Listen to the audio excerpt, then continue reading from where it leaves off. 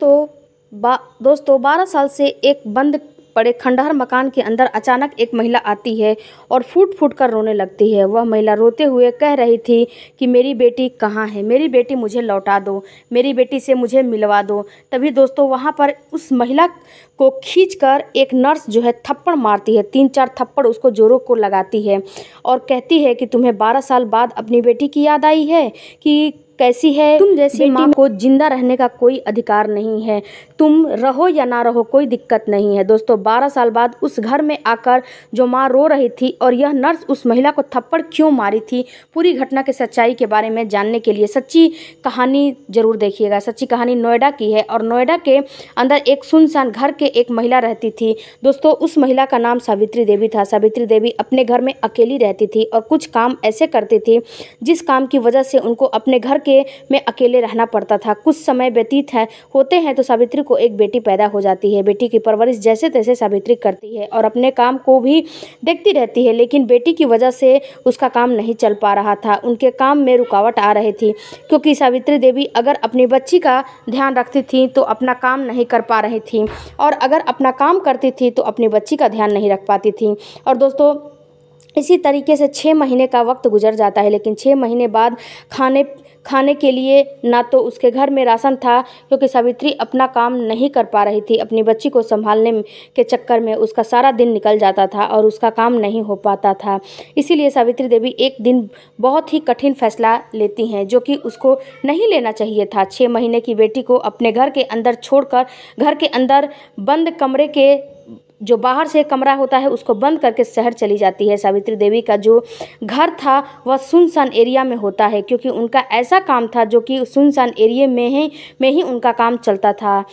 जो बच्ची होती है वो शाम के वक्त अपने घर में फूट फूट कर ज़ोर ज़ोर से रोने लगती है। दोस्तों उसको बहुत ज़ोर से भूख लगी थी और भूख के मारे वह बहुत ज़्यादा तड़प रही थी, लेकिन वहाँ पर आने जाने वाला कोई नहीं था। इसी तरह से वह बच्ची रोते रोते उसकी रात निकल जाती है। पूरी रात वह लड़की अपने घर में रोती रहती है। तभी दोस्तों दूसरे दिन एक अमन नाम का व्यक्ति सावित्री देवी के रास्ते से गुजर होते हुए अपनी ड्यूटी पर काम करने के लिए जा रहा था, लेकिन बच्चे की रोने की आवाज़ जब अमन सुनता है तो उसके रोने की आवाज़ बच्ची को अपनी तरफ खींच लेती है। अमन जो है उस घर के जब पास में जाता है और खिड़की से झांक कर देखता है तो खिड़की से कुछ दिखाई नहीं देता है और इधर उधर भी कुछ झांकता है, लेकिन उसको कुछ समझ में नहीं आता है कि कहाँ क्या रखा हुआ है। इसके बाद वह क्या करता है कि वह सोचता है कि इसमें कोई दूसरा होगा, चलो यहाँ से चला जाए, ये बच्ची जो है अपनी माँ के पास भी होगी, और यह सोचकर वह वहाँ से निकल जाता है। लेकिन जब वह ऑफिस जाता है तो अमन को थोड़ा भी अच्छा नहीं लगता है और वह दिन भर उस बच्चे के रोने के बारे में सोचता रहता है। वह बच्ची जब रोती उससे उस समय थी तो उसकी आवाज़ बिल्कुल बैठ चुकी थी, गला उसका सूख चुका था। अमन क्या करता है कि जब शाम होती है तो फिर से सोचता है कि फिर से मैं उसी रास्ते से अपने घर के लिए निकलूँगा। जब फिर से वह उस रास्ते से होकर गुजरता है तो फिर से वह बच्ची की रोने की आवाज़ उसके कानों में घुसती है, लेकिन अब जब बच्चे की रोने की आवाज़ उसको सुनाई देती है तो बिल्कुल धीमी आवाज़ उसको सुनाई देती है और वह बच्ची बिल्कुल ही ऐसा महसूस हो रहा था कि उसका गला सूख चुका है, उसको खाने के लिए कुछ नहीं मिला है। अब दोस्तों अमन को रहा नहीं जाता है और अमन एक पत्थर उठाता है और वह खिड़की की कांच को जो है तोड़ देता है, उस पर जोर से मारता है, खिड़की की कांच जो है टूट जाती है। वैसे वह जैसे तैसे अंदर जाता है और देखता है कि एक बिस्तर पर एक 6 महीने की लड़की पड़ी हुई है और वह काफ़ी जो है उसके बदन जो है तप रहे हैं, तेज़ रो रही है। वह बच्ची को गोद में उठाता है, उसको पानी पिलाता है। उसके बाद वह पुलिस को फ़ोन करता है। पुलिस जब आती है, आने के बाद अमन का बहुत ज़्यादा धन्यवाद करती है। पुलिस उस बच्ची को अस्पताल में भर्ती कराती है। भर्ती कराने के बाद उस बच्ची का इलाज चलने लगता है। जब उस बच्ची का इलाज चलता है तो वह बच्ची काफ़ी जो है कमज़ोर हो चुकी थी। लगभग 36 घंटे से उसको ना तो कोई दूध मिला था और ना ही कोई कुछ भी खाई पी थी। इस वजह से वो काफ़ी परेशान हो चुकी थी। जो हॉस्पिटल था, अस्पताल के जो स्टाफ और पुलिस मिलकर उस बच्ची के माता पिता को ढूंढने की कोशिश कर रहे थे, लेकिन उसके माता पिता जो है नहीं मिल रहे थे। तभी उस अस्पताल में एक जो है नर्स होती है, उसका नाम पूजा यादव था और पूजा को उस बच्ची से बहुत ज़्यादा लगाव होने लगता है। लड़की जो थी और बचपन से वो जो पूजा यादव थी वो अनाथालय में उसके माँ बाप उसको छोड़ के चले गए थे और वहीं पे वह पली बढ़ी थी। पूजा उस बच्ची के दर्द को अच्छे से समझती थी। पूजा उस बच्ची को अपनी बेटी की तरह प्यार करती थी।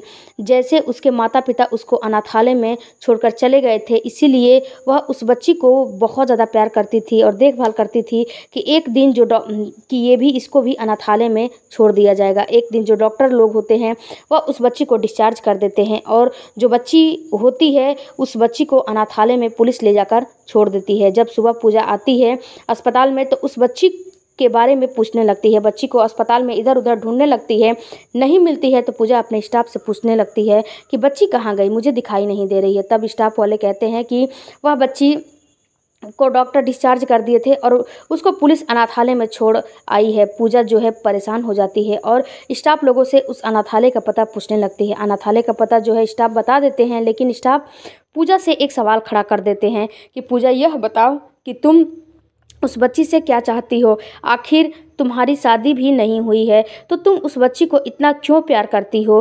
तब पूजा कहती है कि जैसे मैं अनाथालय में पली बढ़ी हूँ वैसे ही इस बच्ची के साथ भी होगा। मैं नहीं चाहती हूँ कि हो, क्योंकि मैं उसका दर्द बखूबी समझ सकती हूँ।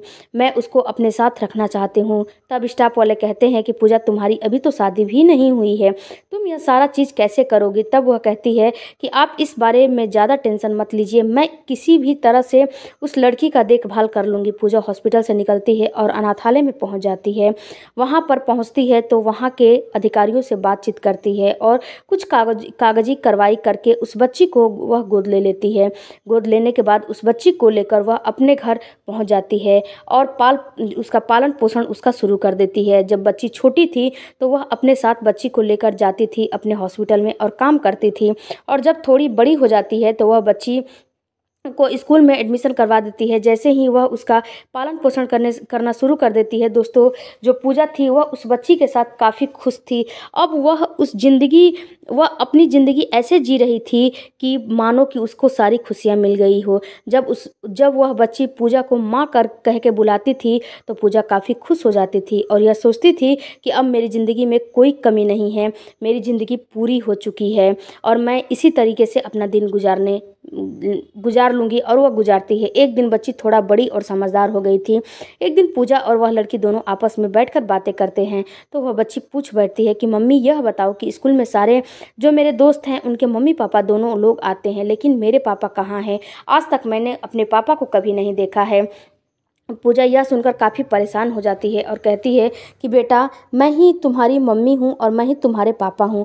क्या बात है, क्योंकि पूजा को भी पता नहीं था कि उसके असली मम्मी और पापा कौन है। लेकिन दोस्तों जो पूजा होती है कहती है कि तुम्हारे पापा इस दुनिया में नहीं है, तुम्हारे पापा इस दुनिया को छोड़कर एक एक्सीडेंट में भगवान को प्यारे हो गए थे। पूजा यहाँ पर यह बात उस बच्ची से झूठ बोल देती है। वह बच्ची बिल्कुल शांत हो जाती है और अपने जो मन अपने मम्मी पापा और सारा संसार उस पूजा में ही ढूंढने लगती है और उसी को सब कुछ करने लगती है, मान लेती है। पूजा अभी सोचती है कि अभी तो बच्ची छोटी है तो मैं बच्ची को कुछ भी कहकर बहला फुसला लूँगी, लेकिन जब बच्ची बड़ी हो जाएगी तो मैं उसको सारा सच्चाई बता दूँगी। यही कारण होता है कि जो पूजा होती है उसके असली माँ बाप और पिताजी को ढूंढने लगती है और वह पुलिस वालों के पास जाती है और कहती है कि जिस बच्ची को मैंने गोद लिया है उस बच्ची के माता पिता कौन है, मैं जानना चाहती हूँ। क्योंकि वह बच्ची अपने पापा से मिलना चाहती है और अपने पापा से मिलने के लिए जिद करती है। दोस्तों उस बच्ची के माता पिता कौन है पुलिस वाले ढूंढने की कोशिश किए थे, लेकिन उनका अता पता नहीं चला था, इसीलिए वह उसके माता पिता को ढूंढने की बहुत ज़्यादा कोशिश नहीं किए थे। धीरे धीरे समय गुजरने लगता है और पूजा सोचती है कि जिस घर में उसके माता पिता उसको छोड़ कर गए थे शायद उस घर में कभी ना कभी कोई तो आएगा रहने के लिए या फिर घूमने फिरने के लिए कोई तो ज़रूर आएगा। तो दोस्तों मैं उससे पूछ लिया करूँगी कि इस बच्ची के माता पिता कौन हैं। पूजा जब भी अस्पताल जाती थी तो सावित्री के घर से होकर जाया करती थी, क्योंकि वह सोचती है कि अगर कोई कभी न कभी उस घर में आएगा तो मैं उससे पूछ लूँगी कि उसके माता पिता कौन है। दोस्तों इस तरीके से देखते देखते 3 से 4 सालों का जो है साल गुजर जाता है, लेकिन उसके माता पिता कुछ आता पता नहीं चलता है। और दोस्तों इस समय जो है एक दिन जो है समय गुजरने के बाद तभी 12 साल बाद एक दिन पूजा उस घर के रास्ते से होते हुए अपने अस्पताल जा रही थी। तभी उसको उस घर में कुछ रोने की आवाज़ सुनाई देती है। पूजा सावित्री देवी के घर के पास जाती है और देखती है कि कोई औरत घर के अंदर बैठकर फूट फूट कर रो रही है और कह रही है कि मेरी बेटी कहाँ है, मेरी बेटी को मुझे वापस कर दो। उसकी आंखों में आंसू है और वह औरत अपने आप पर बहुत पछता रही थी। दोस्तों पूजा जैसे ही उस औरत को देखती है तो समझ जाती है कि यही लेडीज़ उस बच्ची की माँ है। दोस्तों उसके पास वह जाती है और उसको खींच के 3-4 झापड़ लगाती है, गुस्से में 4-5 थप्पड़ मार देती है और कहती है कि अभी तुम्हें माँ होने का एहसास आया, अभी तुम्हें पता चला कि मेरी बच्ची कहाँ है। अपनी बच्ची को इस हालत में छोड़कर यहाँ पर कहाँ चली गई थी तुम। इतने सालों बाद तुम्हें उस बच्ची की याद आई है। तुम्हारे जैसी माँ तो माँ के नाम पे भी कलंक है। इस बात को सुनकर सावित्री देवी थी वह और भी ज़्यादा फूट फूट के रोने लगती हैं और कहती हैं कि देखो मेरी मजबूरी थी मेरी बेटी को छोड़ना, नहीं तो कोई भला माँ अपनी बेटी को क्यों छोड़ता।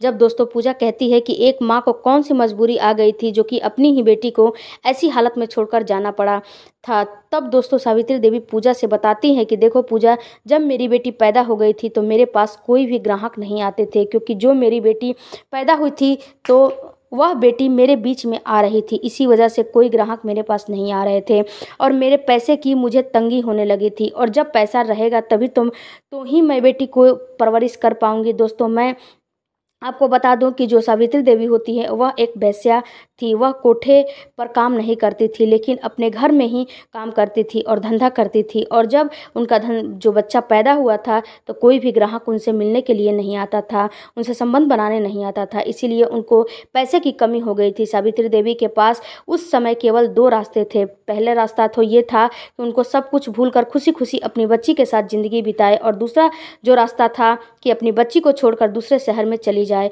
और फिर से वही धंधा करने का काम करने लगे और फिर से पैसा कमाए। और जब वह पैसा कमाने के बारे में सोचती है तो अपनी बेटी को घर पर छोड़कर दूसरे शहर में चली जाती है। और जो सावित्री देवी थी इसीलिए अपना घर सुनसान जगह पर बनवाई थी, ताकि कोई आसपास के पड़ोस को जब ग्राहक आए तो कोई दिक्कत और कोई परेशानी ना होए।